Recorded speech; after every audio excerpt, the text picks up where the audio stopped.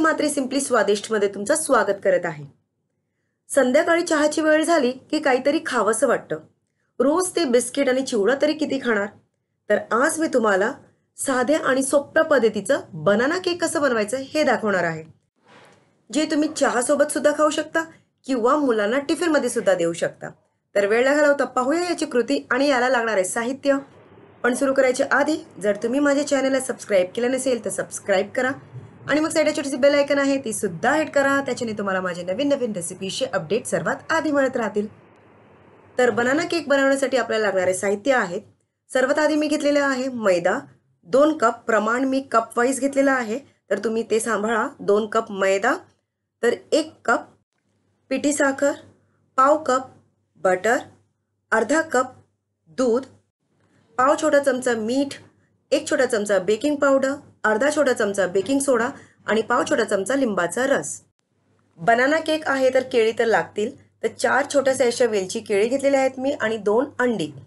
आता सर्वात आधी एका मोठ्याशा बाउलमध्ये पिठी साखर, बटर आणि मीठ घालून मिक्स करून घेऊया।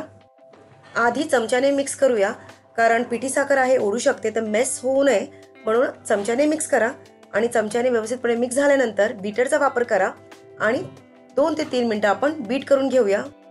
बीट करून झाल्यानंतर साईडला ठेवा। तुम्ही बघू शकता क्रीमी टेक्स्चर आलेला आहे, आता साईडला ठेवा। आता आपण बनाना स्मॅश करून घेऊया। व्यवस्थितपणे स्मॅश करायचा आहे आपल्याला, हे बघा या प्रकारे। आता या क्रीम मध्ये आपण पाव छोटा चमचा लिंबाचा रस, 2 अंडी आणि स्मॅश केलेली केळी घालूया। हे सर्व घातल्यानंतर फोकनेच मिक्स करा आणि मिक्स केल्यानंतर बीटरने पुन्हा आपण 2 ते 3 मिनिटं बीट करून घेऊया। तुम्हाला हवं असेल तर तुम्ही याच्यामध्ये व्हॅनिला एसेन्स किंवा रोज वॉटर सुद्धा फ्लेवरसाठी घालू शकता, पण जसं की हा टी टाइम केक आहे, टी टाइम स्नॅक आहे, तर याच्यामध्ये जास्ती फ्लेवर न घालता आपण फक्त केळाचा वापर केलेला आहे। आता याच्यामध्ये आपण मैदा, बेकिंग पावडर आणि बेकिंग सोडा चाळून मिक्स करूया। तर या प्रकारे सीवरचा वापर करा, त्याच्यामध्ये मैदा, बेकिंग पावडर आणि बेकिंग सोडा घ्या आणि तयार केलेल्या बॅटरमध्ये आपण याला मिक्स करून घेऊया। जसं मी तुम्हाला सांगितलेलं आहे, आधी हाताचा वापर करा, म्हणजे चमच्याने मिक्स करा आणि नंतर तुम्ही बीटरचा वापर करा। व्यवस्थितपणे मिक्स झाल्यानंतर आता आपण याच्यामध्ये घालूया दूध। दूध अर्धा कप वापरायचं आहे, पण सध्या फक्त पाव कप मी घातलेला आहे। दूध घातल्यानंतर बीटरने व्यवस्थितपणे त्याला बीट करून घ्या।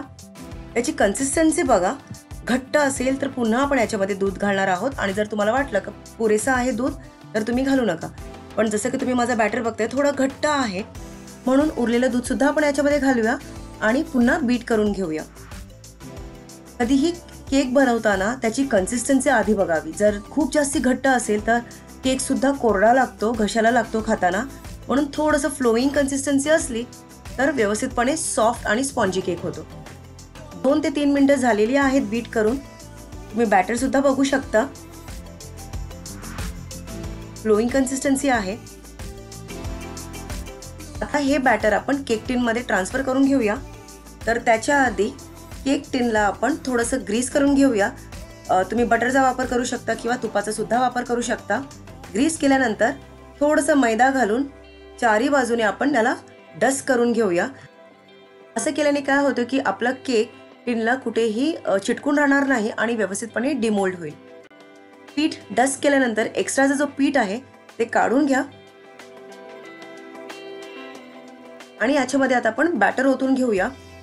तुम्ही बघू शकता मस्त फ्लोईंग कन्सिस्टन्सी आहे, म्हणजे आपला केक 100% सॉफ्ट आणि स्पॉन्जी होणार आहे। बॅटर ओतल्यानंतर हलकसं टॅप करून घ्या, म्हणजे जे एअर बबल्स असतील आतमध्ये ते निघून जातील। आता याला तुम्ही ओव्हनमध्ये सुद्धा बेक करू शकता किंवा या प्रकारे टोपामध्ये सुद्धा बेक करू शकता। तर इव्हनली हीट मिळण्यासाठी खाली मीठ पसरवून घ्या, वरती किचनची जी रिंग असते आपली ती ठेवा आणि त्याच्यावर ठेवा केक टिन। आता जाडसर तवा असेल त्याच्याने कव्हर करा आणि मंद आचेवर 45 मिनिटं बेक करत ठेवा। जसं मी तुम्हाला सांगितलं ओव्हनमध्ये सुद्धा करू शकता 180 डिग्री सेल्सिअसवर 25 ते 30 मिनिटं। 45 मिनिटं झालेली आहेत, तुम्ही बघू शकता आपला केक रेडी आहे, छान फुलला आहे। आणि क्लीन सुद्धा सुरी निघाली आहे, म्हणजे केक आतून सुद्धा व्यवस्थितपणे बेक झालेला आहे. आता काढून थोडा वेळ तसंच ठेवा. थोडंसं रूम टेम्परेचरवर येऊ द्या, म्हणजे व्यवस्थितपणे डिमोल्ड होईल. चारी बाजूने सुरी फिरवा. सुरी फिरवण्याने केक सुद्धा आरामात बाहेर पडेल. आता वरती प्लेट ठेवा आणि आता आपण याला डिमोल्ड करूया. हलकसं टॅप करा करायच्या आधी. आणि आता बघूया कसं केक दिसतोय आपला. फॅन्टॅस्टिक, छान फुलला आहे. तुम्ही बघू शकता साईज ऑलमोस्ट डबल झालेली आहे. अरे बापरे, ही आली माझी भाजी. काय देऊ? काय पाहिजे? केक खायचंय लगेच? थांब थांब, मी कापून देते तुला. कसा दिसतोय केक? चला चला फटाफट केक कापून घेऊया. प्रिशाला घाई झाली आहे खायची. तुम्ही बघू शकता काय थिकनेस आहे केकची. तर तयार झालेला आहे आपला मस्त स्पॉन्जी बनाना केक. आता किती सॉफ्ट झालाय ते बघूया. वाव, काय सॉफ्ट झालेला आहे केक. तर पीसेस करा आणि चहा सोबत सर्व करा. सकाळी किंवा संध्याकाळी कधीही करू शकता, किंवा मुलांना टिफिनमध्ये सुद्धा देऊ शकता. तर कशी वाटली तुम्हाला माझी ही आजची रेसिपी? आवडल्यास नक्कीच लाईक करा, सबस्क्राईब करा आणि कमेंटरी शेअर करायला विसरू नका. आणि पाहत राहा सिम्पली स्वादिष्ट. आणि हां, इंस्टाग्राम आणि फेसबुकवर पण नक्कीच फॉलो करा. थँक्यू.